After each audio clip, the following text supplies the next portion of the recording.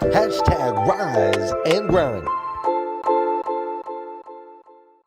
You see, I can recall my first true understanding. When I first started to understand that I was a spiritual being, I remember the moments.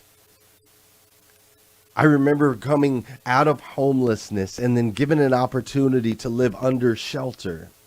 And some of you may know this and some of you may not, but I went through this season. There was a woman that took in people like me, and she helped us get back on our feet, and she fed us, and she put us in a house where we all slept in a big common area together. It was kind of like a safe house type thing. And this woman was a Scientologist. And so when she brought us in, she also took us to the Church of Scientology, the organization. And so I went to the Church of Scientology and took an IQ test, and they made me feel very, very, very smart, and they made me feel very welcome, and they made me feel seen for the first time in my life, or not in my life, but in a while, because I had felt invisible.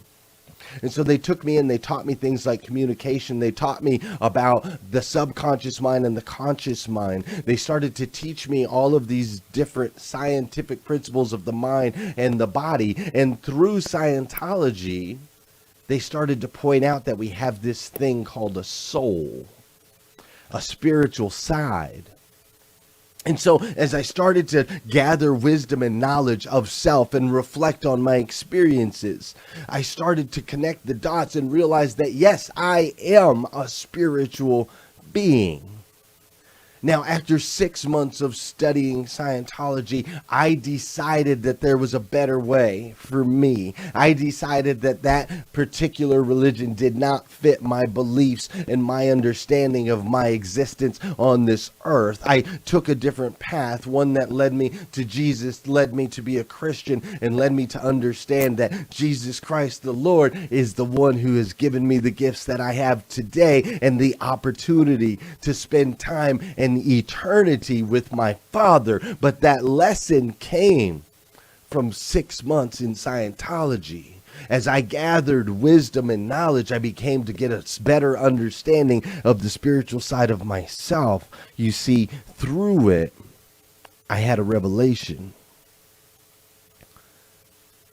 Through study and an open mind and an open heart, I found something truly beautiful. You see, my friends, our miracles always come in our darkest hours. Whether it be Jesus on the cross, or I'm sure you can think back in your life. Major events that completely shifted and transformed the way that you saw everything, or that brought you closer. Major events that drew people closer all around the world. You see, God made it this way. This season that you are in right now has strengthened you. The season that you are in right now has molded you. The season that you are in right now has invigorated you. It has compelled you. The season that you are in right now, it has shocked you. And at times it maybe has blinded you. It has caused you to reflect on death. It has stirred up your soul.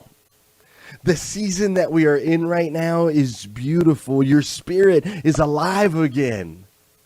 It is alive.